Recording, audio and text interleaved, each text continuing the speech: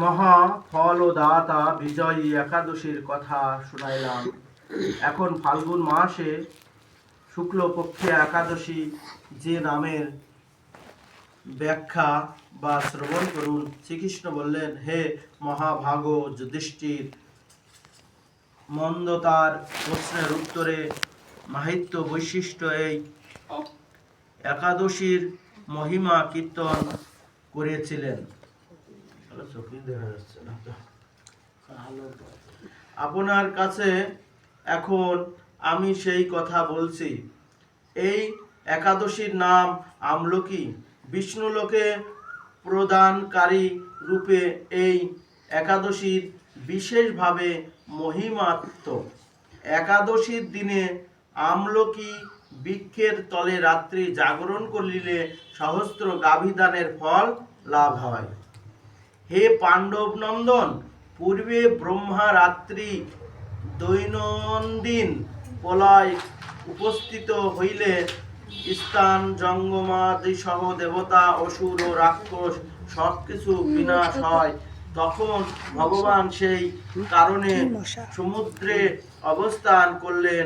তার মুখপদ্ম থেকে চক্রবন্ধের এক বিন্দু জল ভূমিষ্ঠ হয়ে পড়েন।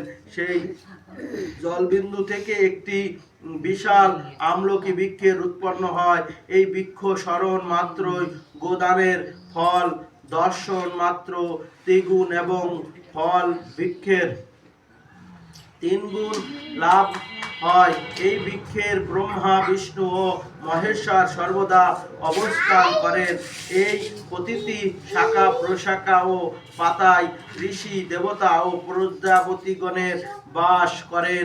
এই বৃক্ষকে সমস্ত বৃক্ষের আদি বলা হয় এবং পরম বৈষ্ণব রূপে খ্যাত। অতএব এই শ্রেষ্ঠ ব্রত সকলে পালনীয়। এখন এই ব্রত একটি অদ্ভুত ইতিহাস আপনার কাছে বর্ণনা করছি। প্রাচীনকালে বৈদিক নামে এক প্রসিদ্ধ নগর ছিল। এই নগরে চিত্ররথ নামে এক রাজা রাজত্ব করতেন।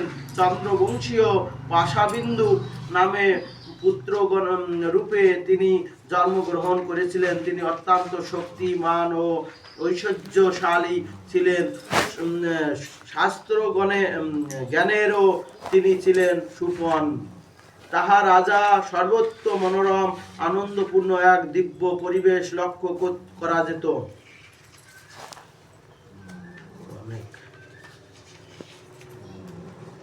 এখানেই রাখলাম।